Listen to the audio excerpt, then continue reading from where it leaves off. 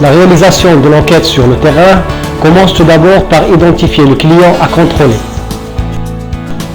Ensuite, lever la tête et vérifier s'il y a un tuyau qui passe bizarrement.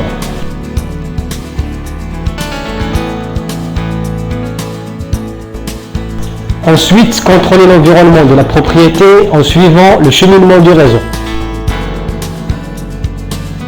Chercher d'éventuelles traces de piquage sur la chaussée.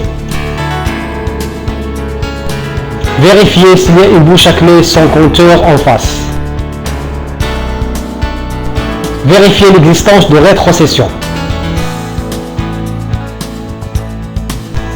La réussite de l'enquête sur le terrain consiste à préparer les fiches d'enquête, préparer l'historique de consommation des deux fluides et l'itinéraire.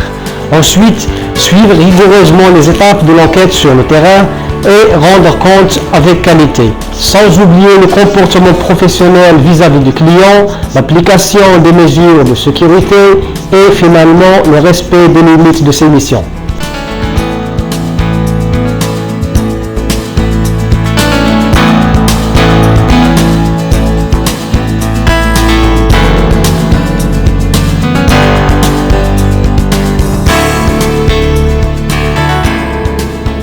Après avoir contrôlé l'environnement de la propriété, l'étape suivante, c'est le contrôle de l'environnement du compteur.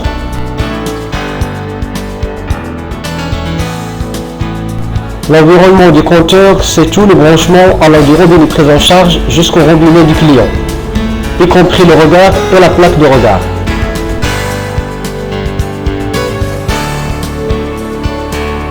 La vérification de l'environnement du compteur consiste à chercher l'existence d'anomalies ou fraudes sur cet environnement sans vérifier le compteur.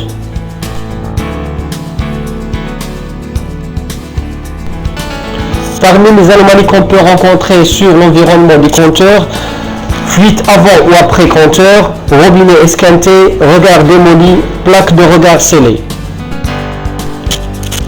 Parmi les fraudes, on peut détecter un branchement direct ou un piquage avant compteur.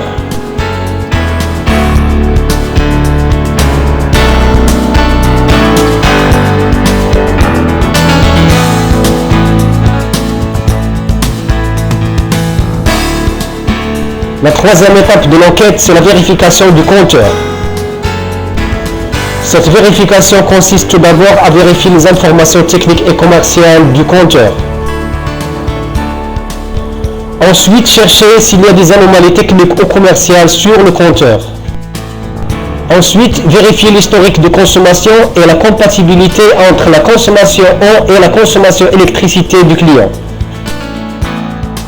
Vérifier aussi la compatibilité entre la consommation du client et son activité.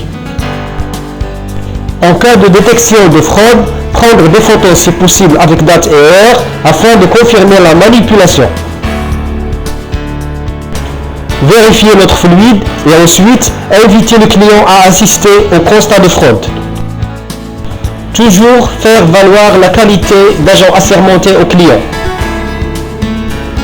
Expliquer au client les faits constatés et remplir convenablement et sur place le PV en présence du client. Transcrire éventuellement l'opposition du client à la réalisation du constat, à la reconnaissance ou pas des faits constatés afin de l'impliquer directement.